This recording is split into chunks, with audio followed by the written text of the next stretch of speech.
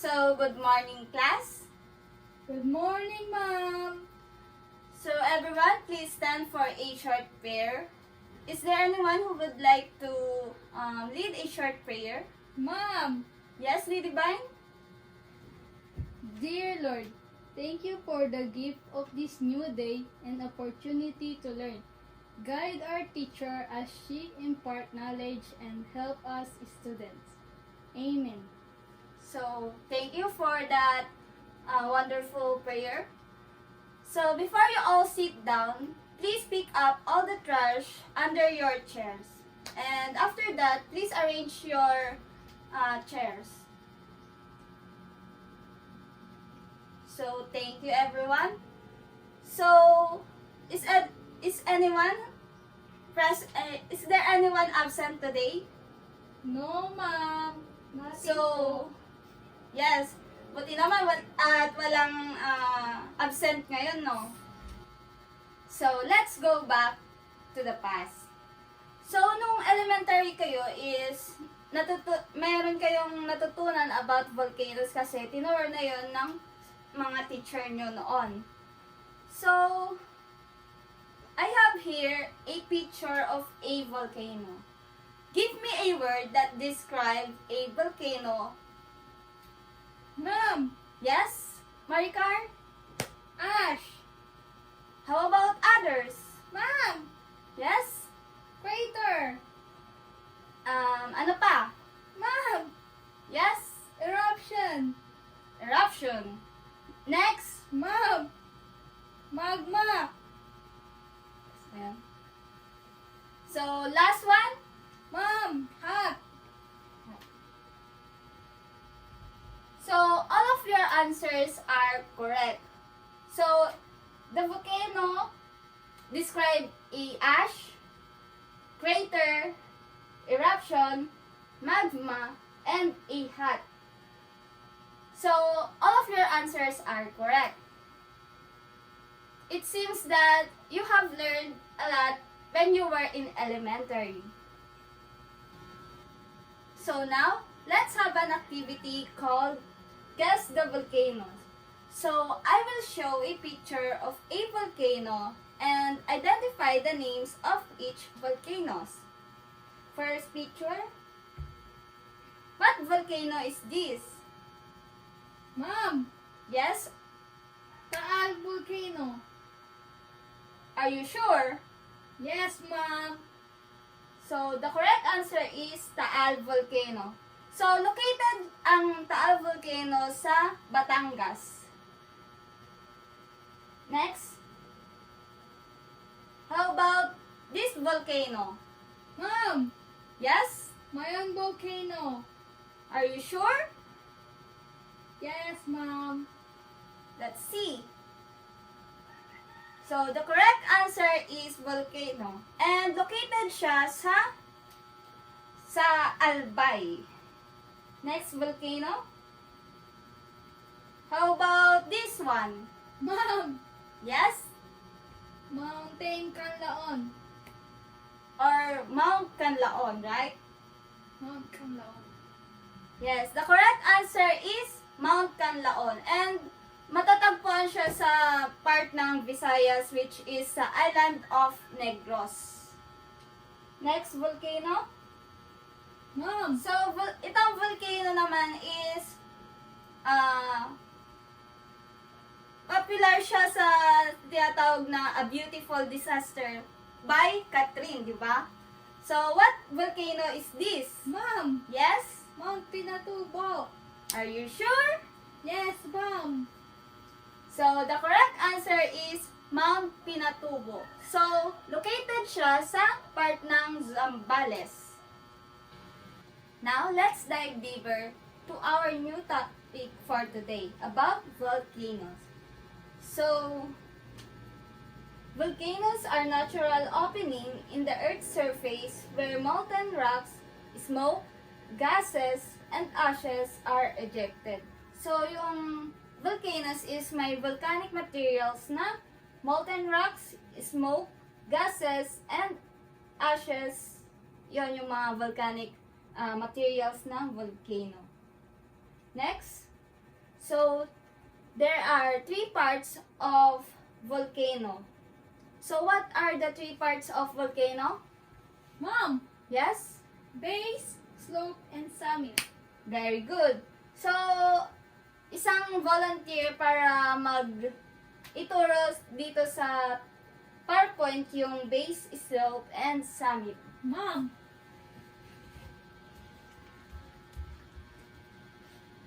base, slope, and summit. Yes, very good. So, yung summit is wag kayo malilito kasi ditong part or the opening or crater ng volcano matatagpuan ang summit. Next.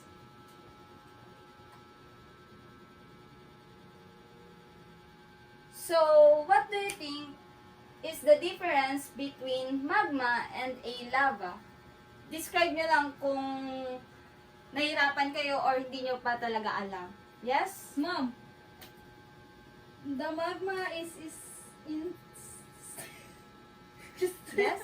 Sige lang. the magma is still inside the volcano while the lava is on the outside of the volcano. Yes, very good. So, when we say magma, a hot fluid or semi-fluid material below or within the Earth's crust. So, it is usually made from molten rocks inside the Earth. So, yun yung magma. Next. So, when a magma injected out of a volcano, it is now called lava. So, correct yung sinabi kanina. Na, once na na-reach nyo na yung surface ng volcano, yun na yung lava. So, magma is nasa loob pa rin siya. And yung lava is na-reach nyo na yung surface. Next.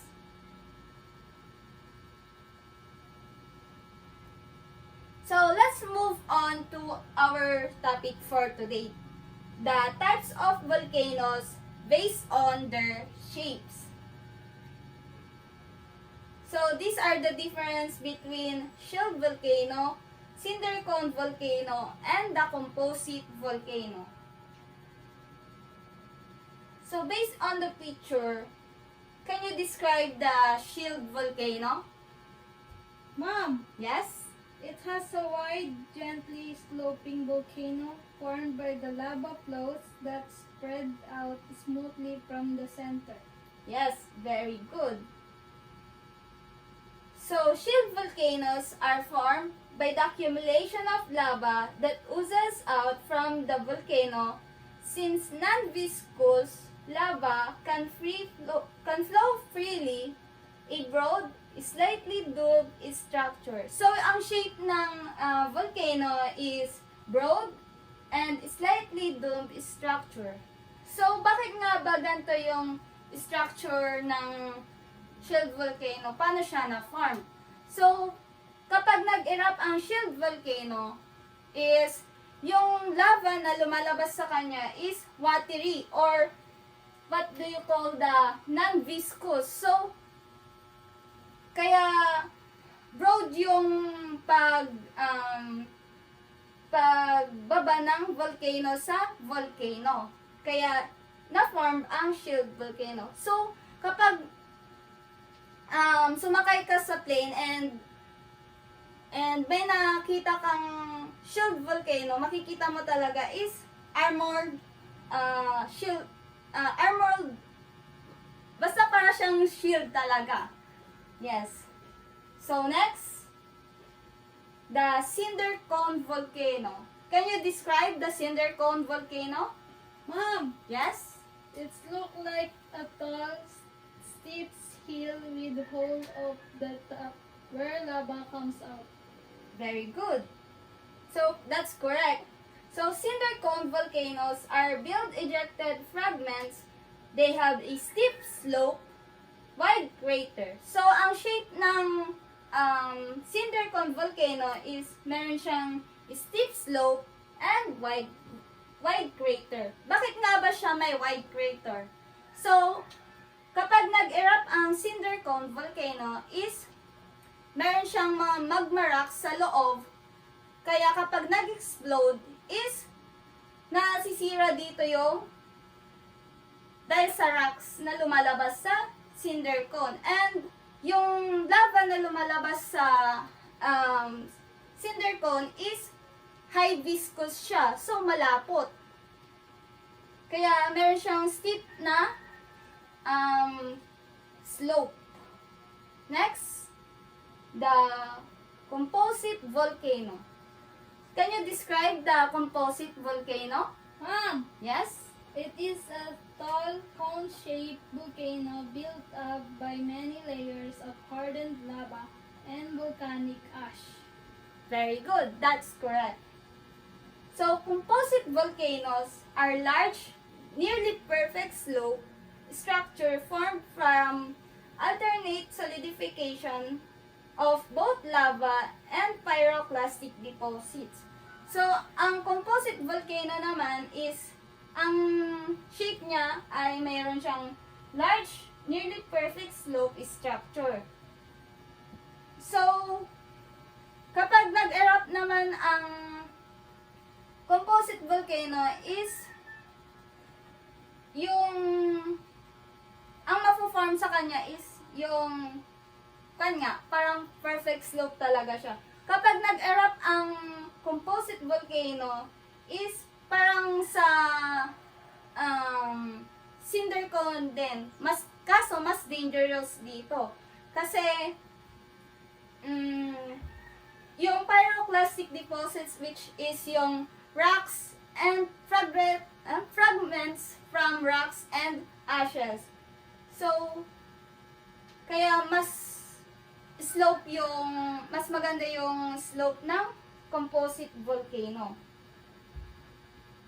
So,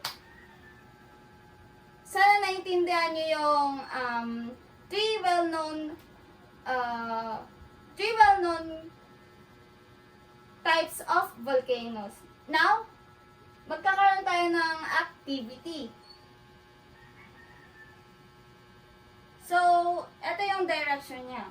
Complete the picture, then identify the volcanoes found in the different countries, specifying whether they are shield volcanoes, cinder cone volcanoes, or composite volcanoes. So, give a short description why you classified them as such. So, magbibigay ako ng Manila paper per group. So, this is the group 1, group 2, and the group 3. So, may bibigay na lang ako sa inyo. A few moments later. I'm so glad that you were able to finish your task in time. For 8 minutes is natapos nyo yung task nyo. So, let's move on to the presentation per group. So, for group 1 is the Mayon in Philippines.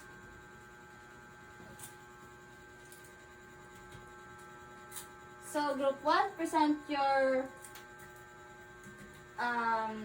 work. Mom, First one is Mayon in the Philippines. Types of volcanoes. Composite volcano. Short description, small crater and perfect slope.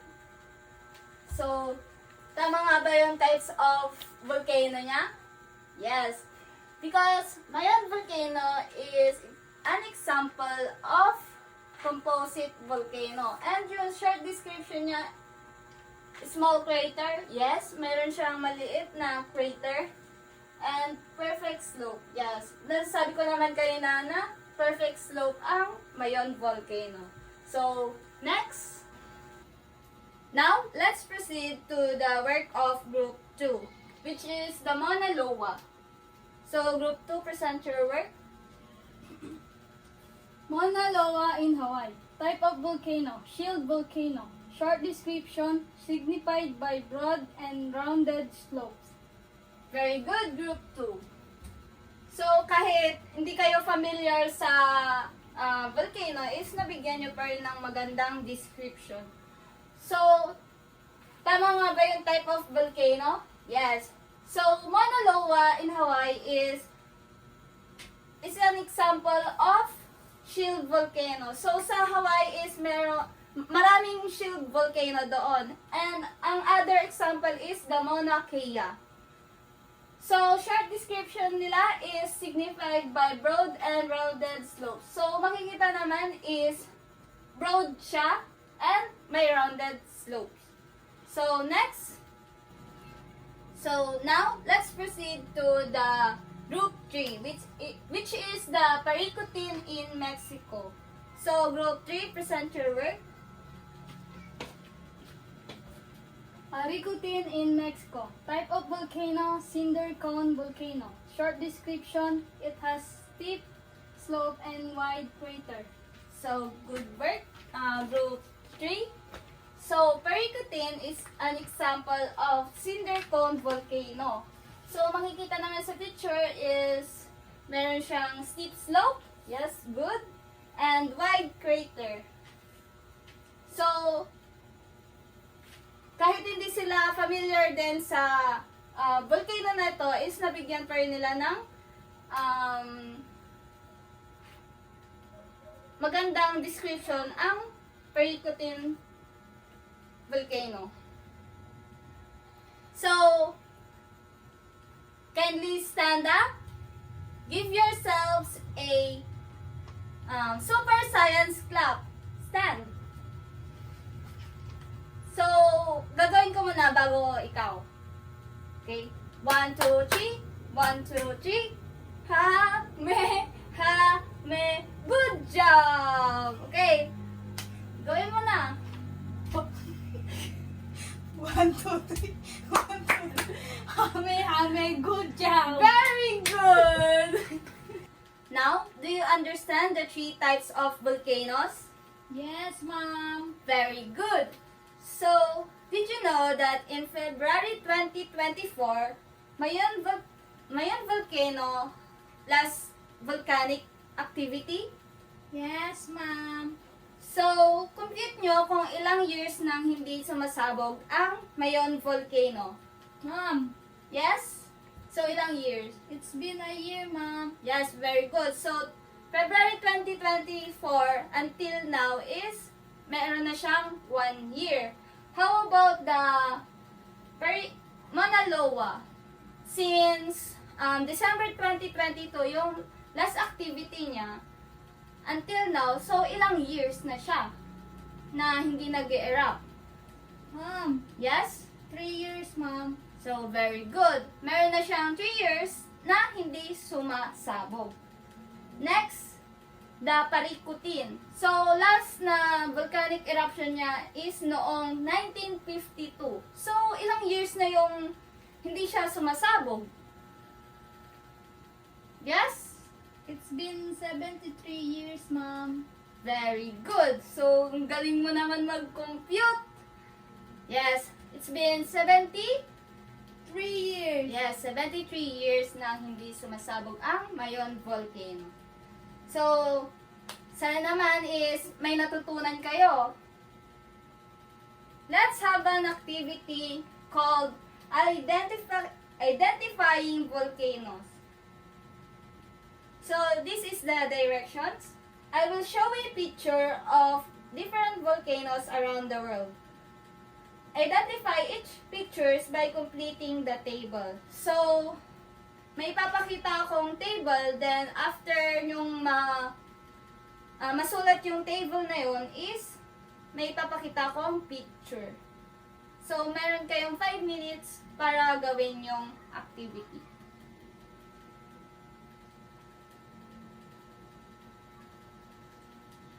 A few moments later. So, tapos nyo na ba yung activity? If yes, ito yung tamang sagot.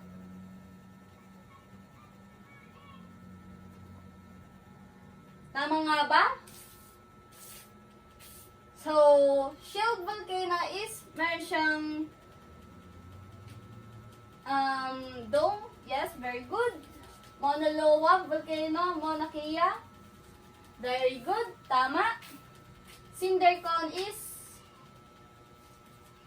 I think, mali ito. Okay. Dapat is steep or wide crater yung shape niya. But tama yung Petondilla Fornais and Paricutin. So yung composite is steep slope. Pwede rin. Pero dapat is perfect slope siya. Mount Fuji and ba yun? Yes, very good. So, sino dito yung mga nakapunta na or nakadaan ng mga nung nagbibiyahe sila is may nakitang mga volcano? Ma'am, Yes? ako po yes. Saan? Sa Mount Kanlaon. Very good. So, maganda ba doon? Yes, ma'am, mataas siya. Yes. So, ako is, na-experience ko na rin. Kaso, yung pinakamalapit lang, which is yung, what volcano is this? Ma'am, Mount Pinatubo. No, that's incorrect. This is a Mount Balongaw. So, ito yung pinakamalapit na volcano sa atin. Pero, bakit nga ba hindi siya sumasabog? It is inactive volcano. So, hindi na siya sasabog. So, safe na pumunta doon. So, So, what are the positive and negative effects of a volcanoes in our lives? So, first, dun muna tayo sa positive. Ano yung mga positive effects sa atin ng mga volcano? Ma'am, Yes? it serves as stories of attraction. Yes, very good. So, makikita nyo naman sa mga pictures is maganda talaga mag-picture doon. And maraming mga activities na pwedeng magawa doon. So, we're now done discussing the 3 types of volcanoes. So, again, what is a volcano? Ma'am, Yes?